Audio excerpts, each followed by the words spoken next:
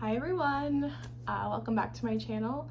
My name is Chelsea and I'm known on the internet as Oh You're So Tough. If you are not familiar with me, I am a two-time survivor of Hodgkin's lymphoma, turned artist, and advocate for the cancer community. So if you like my art type stuff, you can follow me on Instagram, and that's it. So today I wanted to do a topic which isn't talked about a whole lot in mainstream society, I feel like, but certainly it is in the cancer community, and that is grief tourism. And I know a lot of people, even in the cancer community, ask me what a grief tourist is. Do they have them in their life? Like, how do you identify it or define it? And so I am going to be doing that today in this video. So I wrote an article about grief tourism for Cure Today. I do blog posts for them. I will link it below. And I have also done a graphic set through Instagram. If I could find that, I'll link it. But grief tourism is not new. It's just that the term is becoming more known, I would say. Basically what it is, it's a person, and I'm going to be speaking obviously from the cancer aspect or cancer view, but obviously this could apply to many different things, tragedies that happen in the world, grief over a loss, etc. So there are people who gravitate towards tragedies. That's just the way it is. As you can see, like when there's a tragedy in the world, there's people that will run to the site of where the tragedy was to feel like they're a part of something or want to be close to where it happened. And it's kind of a strange phenomenon. When you get cancer, there's a whole lot of grief tourists that come out of nowhere. So when you announce that you're sick like that, you're gonna get 20 to 30 DMs that day from people you haven't heard from in years. Actually, some you haven't heard of too. People will contact you, tell you about how brave you are, how strong you are, let me know if you need anything. They will comment on your status, thoughts and prayers, reach out, just stay strong. It's a whole lot of talk with not a lot of action. So these people are typically the ones where if you did reach out to them for the supposed help, they would ghost you or just leave you on read. Also, people who are asking you what you need, and you are hey, I need you to donate to my GoFundMe. Crickets. Not saying that everyone has to give you money, and it's not about that. It's just that there's a constant offer of help and help and help and help, but there's not a lot of actual help being done. Another example of grief tourism in this space is the people that use your story for clout. So, obviously we know cancer gets attention or clicks online, especially when people post those head shaving videos or, very emotional videos. And what I've seen is that some people who are grief tourists actually take your story or create their own story of having a sick friend, and they use that for their own clout. So they will post about it on social media. They will maybe do a walk or something and tag you in it. But the reality of that person is that they are not supportive to you. They have not reached out to you. They do not do anything for you. What they're doing is using your story for their own clout, which is something that does happen all the time. I know you're probably watching this if you are what I call a cancer muggle, where you don't exist in this cancer world and think that it's not true, but it truly is true. It's a lot of true words, but it's true. One thing that I noticed when I was diagnosed is that I had a lot of people reaching out to me that I had not talked to in years that were asking me for a lot of intimate details, like what's your prognosis, what's your treatment plan, what specifically do you have for cancer, where are you getting treatment? A lot of very personal questions that somebody who has that social relationship with me at this point shouldn't be asking because they are not quote unquote relevant in my life to where you would think if something bad happened, you wouldn't text them every detail about everything. But it seems like when you get something like cancer or another really tragic event in your life, these people pop out of everywhere to ask you questions. And although it may appear that it's like them caring, which maybe it is meant with the best intentions, you spend a lot of time and energy writing these people back who, at the end of the day, what did you gain from telling them this? Really nothing. And it's very hurtful and can be painful to talk about these certain details or treatments or things that go wrong or your prognosis. Like, don't ask people their prognosis. Like, that is just a no. But it's like these people pop up, they ask these questions, they, maybe tell their friend, my friend has cancer, oh, like, it's so sad. And then they're just like gone and they're not doing anything for your life. And I made that mistake very early in my cancer experience, to write back literally every person who wrote me, because I felt like that's what I should do, because I felt like if they're asking, they care, right? Well, I was diagnosed in 2018 originally, and we're in 2022, and I would say literally I probably talk to 5 people out of 500 that felt like 500 that wrote me these types of messages. And it goes to show you, like, you really just need to put your energy in the people who truly care and not the people who are just there to like watch the show. And that's another thing with grief tourism. There are people who gravitate to sad situations constantly. Like, they go from one sad situation to the next because either they want to feel like they're a part of something, so maybe they're supporting a celebrity with cancer and they feel like they're close to that tragedy or that celebrity, or they also sometimes follow sad things to make their own life feel better. And that's another reason why people kind of push down or dismiss or try to blame cancer on the person or act like it's not as bad as it really is, because they want to kind of protect themselves.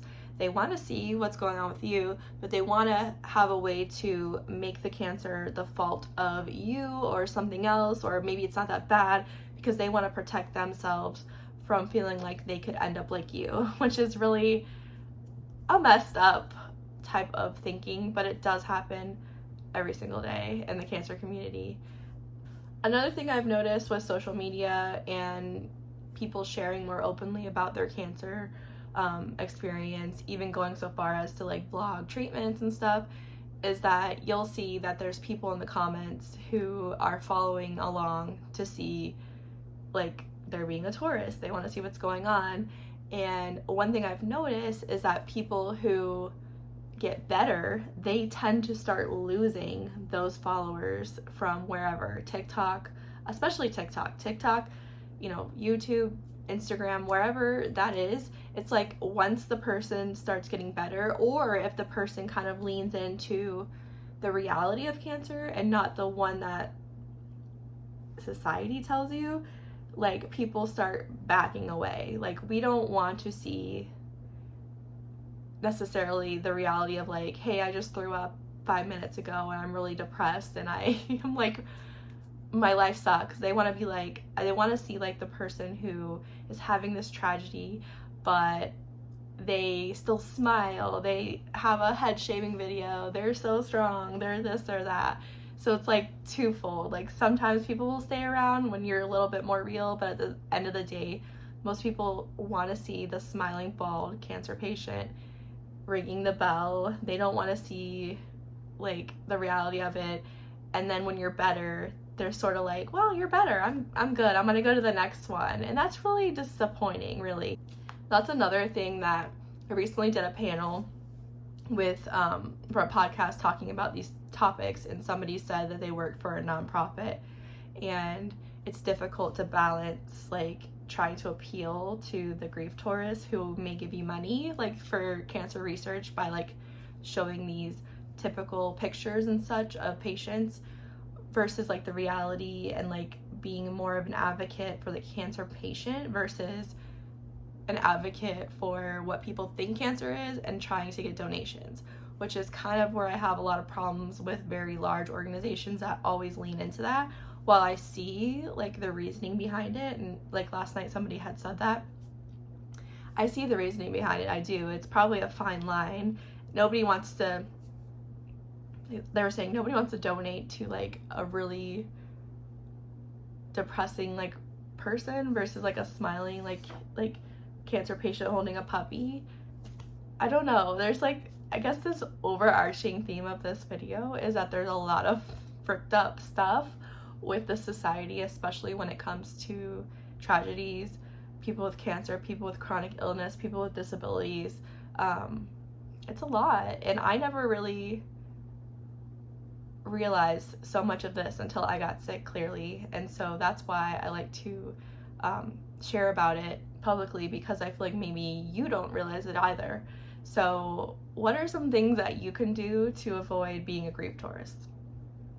I would say, if you see somebody who gets sick in your life or something happens, genuinely, if you want to express your condolences to them, do so. Like, that's good, but don't offer empty, let me know if you need anything, or don't take their story and make it your fuel for likes, because that's not okay. Be a truly supportive person if you're going to be that. But if you don't have the space or energy to be a truly supportive person, leave your comment like, so sorry this is happening, love you. Like, that's where you need to leave it.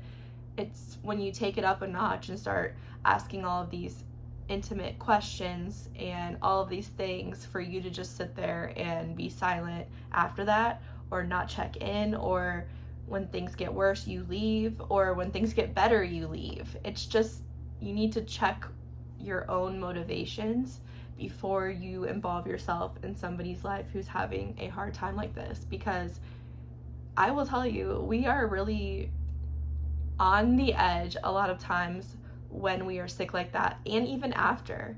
And so it's like, can you imagine, like, when you get done with cancer, done with, for those of us who end treatment, some people never end treatment, asterisk, but for those of us that are done with treatment, it's like, how crappy does it feel to have like all of these people who were so like, I love you, you're amazing, you're brave, you're an inspiration, ghost you. Let that sink in.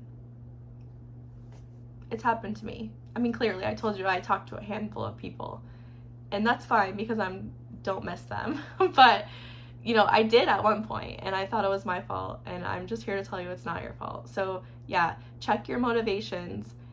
See how much time you realistically have to invest in somebody who's going through a hard time. And if you don't have the time, then don't involve yourself, and don't just ask these questions to ask them. They are painful questions. They are not a general topic.